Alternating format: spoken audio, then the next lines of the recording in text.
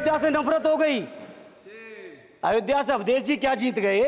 आप लोगों को इतनी नफरत हो गई कि एक भी उत्तर प्रदेश का एक बार भी नाम नहीं आया। सभापति महोदय, स्वामीनाथन जी को आज तक नहीं माना। अध्यक्ष जी डिस्टर्ब ना करिए। सभापति महोदय, मेरा टाइम इसमें काउंट नहीं होगा। अरे यार, इसे जीता है तो ज्यादा ना बोलो। मालूम है कितने बड़े तीरंदाज हो।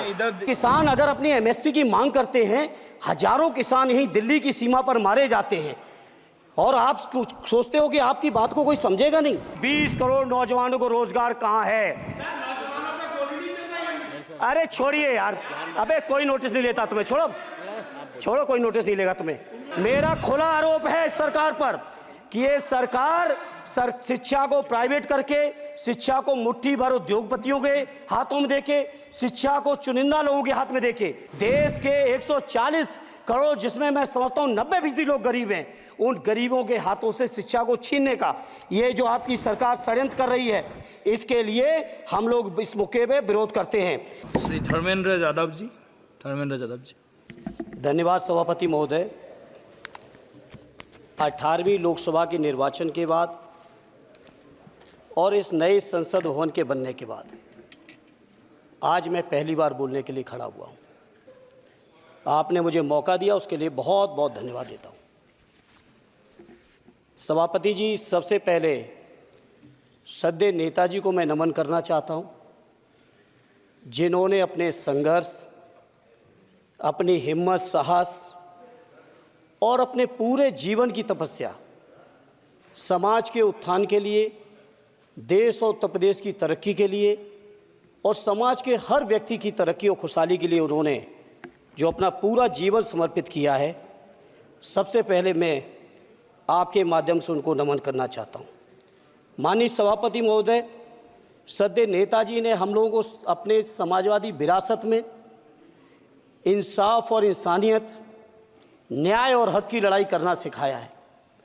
उस लड़ाई को हम लोग बखूबी अपने नेता आदरणीय अखिलेश यादव जी के नेतृत्व में शानदार तरीके से उस विरासत को न केवल लड़ रहे हैं, बल्कि नेताजी के हर सपने को पूरा करने तक हम लोग चुप बैठने वाले नहीं हैं। सभापति महोदय, बजट एक व्यापक विषय है और जब इस विषय के बारे में सोचते हैं तो समझ में नहीं आ रहा कि कहां से शुरू करें, क्योंकि देश में आज कोई वर्ग नहीं बचा है।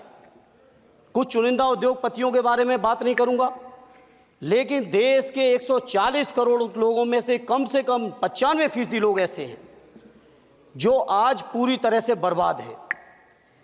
एनडीए की ये सरकार 11वां बजट पेश कर रही है, लेकिन इस 11वें बजट के बावजूद अगर मैं देखता हूं तो समाज की जो गरीबों के लिए सबसे ज़्यादा ज़रूरी चीज़ें हैं, स्वास्थ्य का है तो स्वास्थ्य 2023 और 24 में बजट घटा दिया है।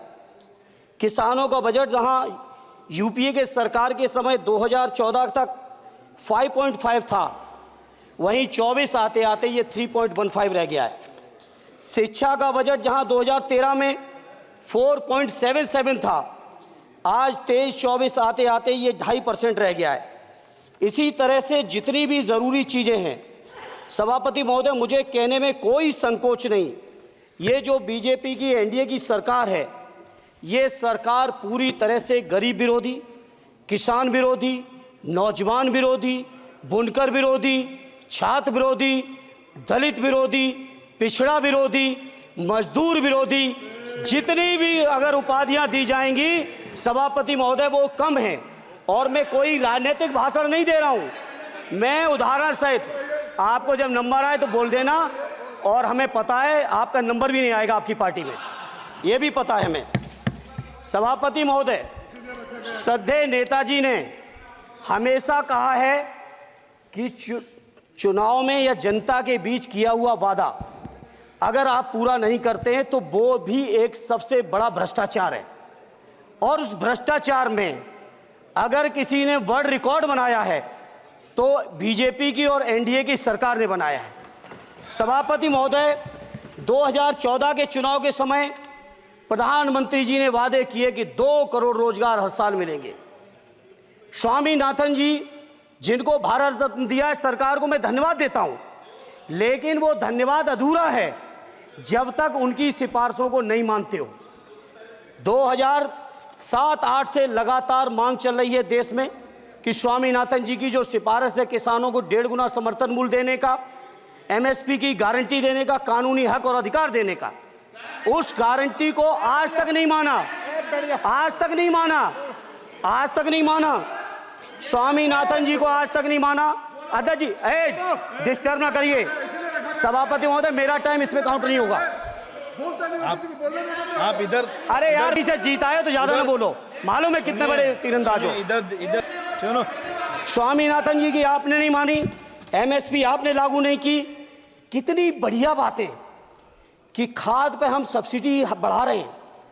पहले 50 किलो को 45 किलो, फिर 45 किलो को 40 किलो, और मुझे लगता है कि एक तीसरा कार्यकाल पूरे होते होते केवल 10 ही किलो बचेगा खाद के कट्टे में, इससे ज्यादा नहीं बचेगा।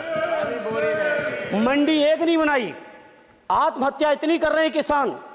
और किसान अगर अपनी एमएसपी की मांग करते हैं, हजारों किसान यहीं दिल्ली की सीमा पर मारे जाते हैं, और आप सोचते हो कि आपकी बात को कोई समझेगा नहीं। सभापति महोदय, नौजवानों को कितना गुमराह किया गया। नौजवानों से कह दिया गया हर साल 2 करोड़ रोजगार। मैं आज सवाल पूछता हूं अपने नौजवानों की ओर से, बताएं भारतीय जनता पार्टी के लोग, सरकार में बैठे लोग, 10 साल आपने राज कर लिया है, आखिर 20 करोड़ नौजवानों को रोजगार कहां है?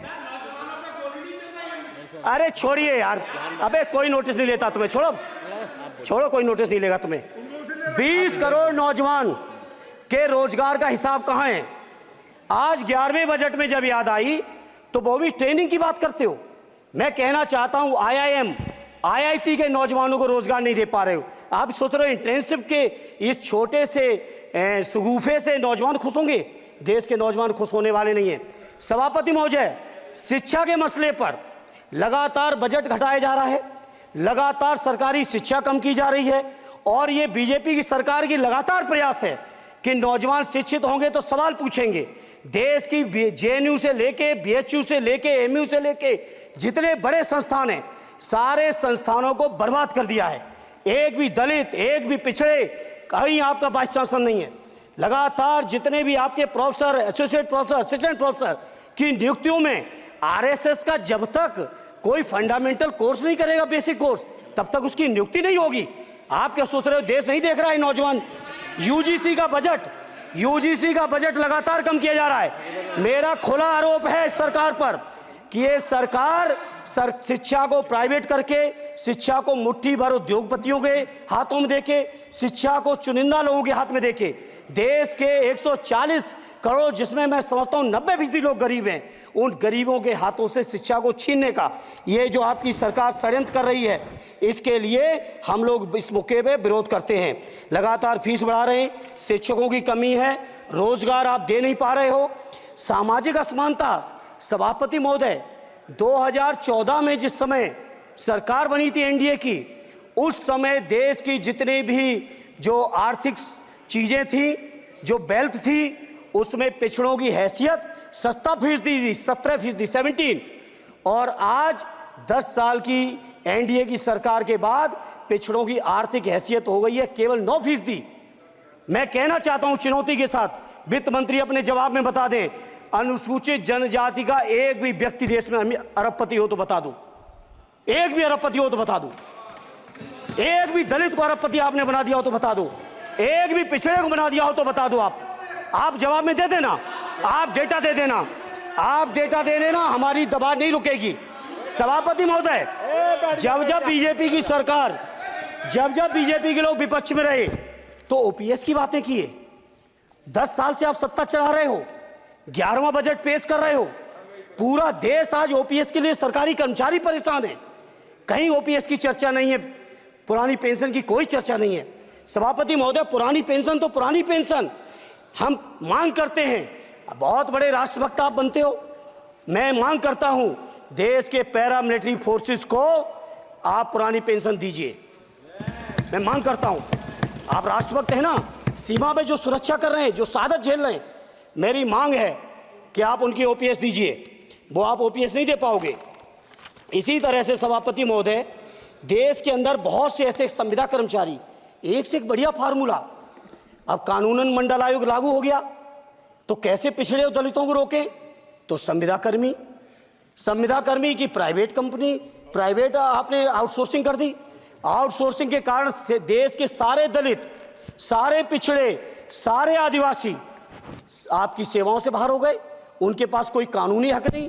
तो ये जो आरक्षण को खत्म करने के तरह तरह के जो आप लोग षड्यंत्र अपना रहे हो, इस षड्यंत्रों को देश का जनमानस पूरी तरह से जान भी चुका है, पहचान भी चुका है।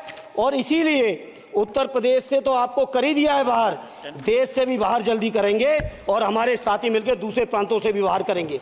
इसी तरह सभापति महोदय, हम मांग करते हैं, आप सोचिए उत्तर प्रदेश अकेले के अंदर, देश के हालात मुझे नहीं पता और बदतर होंगे, अकेले उत्तर प्रदेश में 1000 से ज्यादा शिक्षा मित्र आत्महत्या कर चुके। सभापति महोदय, कोई सरकार के कान पे जू नहीं रेंग रही है। किसान आत्महत्या कर रहे हैं, इन्हें कोई मतलब नहीं। अनुदेशकों को तनख्वाह नहीं मिल रही है समय से, कोई मतलब नहीं।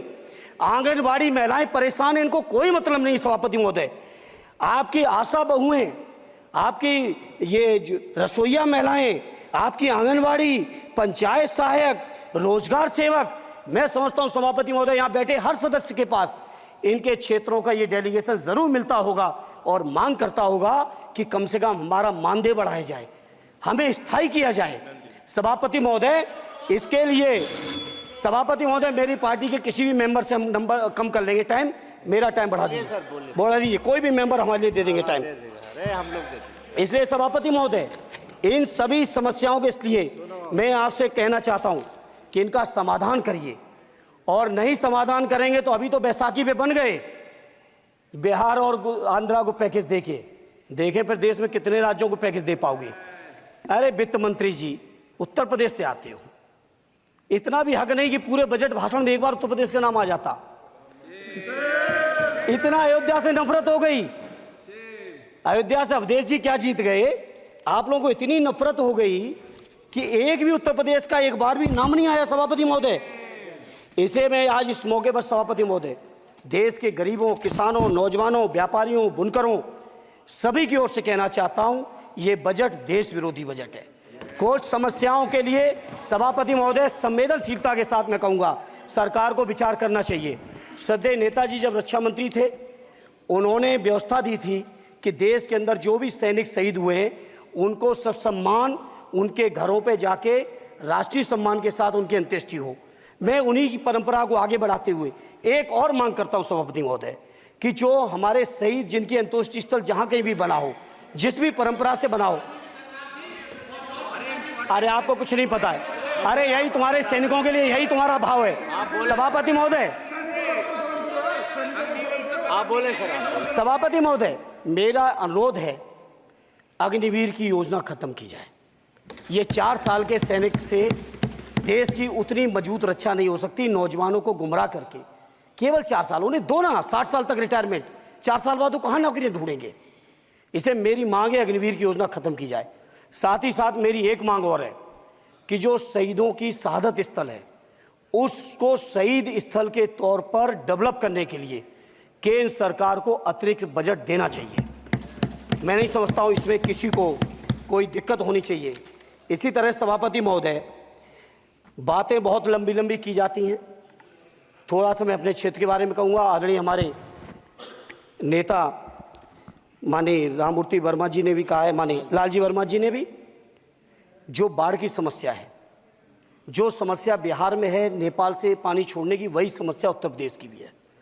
और विशेषकर पूर्वी उत्तर प्रदेश में अगर आप चलिए तो खीरी से शुरू करेंगे, पीलीभीत खीरी से लेके पूरा आप चले जाइए और एकदम कुशीनगर बॉर्डर तक, बिहार बॉर्डर तक पूरी की पूरी समस्या है। घाघरा जब आती है तो मैं समझता हूँ इन जिलों के लाखों लोगों को तहस नहस करके चली जाती है। जितना विकास होता है सभापति महोदय, बरसात के समय वो सारा का सारा विकास पूरी तरह से खत्म हो जाता है। इसलिए मेरी मांग है केंद्र की सरकार से कि बजट आप पास कर रहे हो तो कम से कम उत्तर प्रदेश से इतनी नफरत ना करो।